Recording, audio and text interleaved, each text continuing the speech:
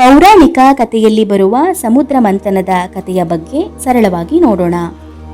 ಒಂದು ಕಾಲದಲ್ಲಿ ದೇವತೆಗಳು ಸ್ವರ್ಗದಲ್ಲಿ ಸುಖವಾಗಿ ಆಡಳಿತ ಮಾಡುತ್ತಿದ್ದರು. ಆದರೆ ಕಾಲಕ್ರಮೇಣ ಅಸುರರು ಹೆಚ್ಚು ಶಕ್ತಿಶಾಲಿಗಳಾದರು.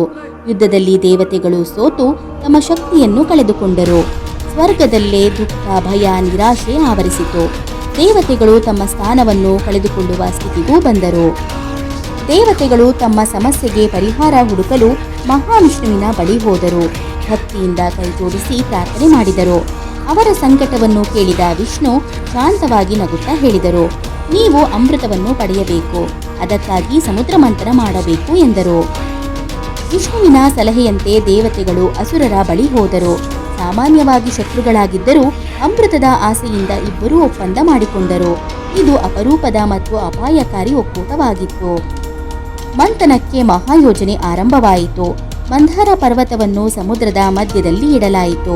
ವಾಸುಕಿ ಎಂಬ ಭಯಾನಕ ಸರ್ಪವನ್ನು ಹಗ್ಗದಂತೆ ಪರ್ವತಕ್ಕೆ ಸುತ್ತಲಾಯಿತು.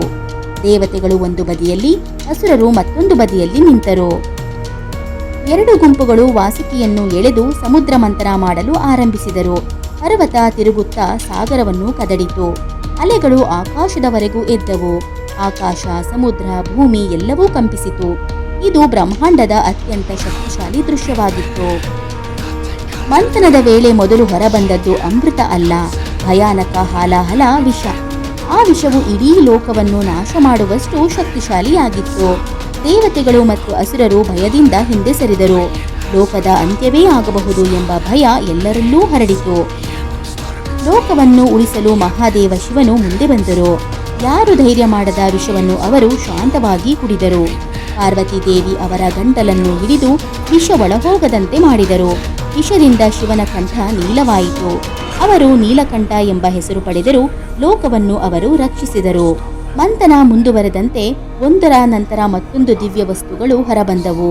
ಲಕ್ಷ್ಮೀದೇವಿ ಸಮುದ್ರದಿಂದ ಉದಯಿಸಿ ಕಮಲದ ಮೇಲೆ ಕುಳಿತರು. ಕಾಮಧೇನು ಹಸು, ಐರಾವತ ಆನೆ, ದಿವ್ಯ ರತ್ನಗಳು, ಸುಗಂಧಗಳು ಎಲ್ಲವೂ ಹೊರಬಂದವು. ಇಡೀ ಲೋಕ ದಿವ್ಯ ಬೆಳಕಿನಿಂದ ತುಂಬಿತು. ಕೊನೆಗೆ ಎಲ್ಲರೂ ಕಾಯುತ್ತಿದ್ದ ಅಮೃತದ ಕಳಶ ಸಮುದ್ರದಿಂದ ಹೊರಬಂತು. ಅದು ಚಿನ್ನದಂತೆ ಪ್ರಕಾಶಮಾನವಾಗಿತ್ತು.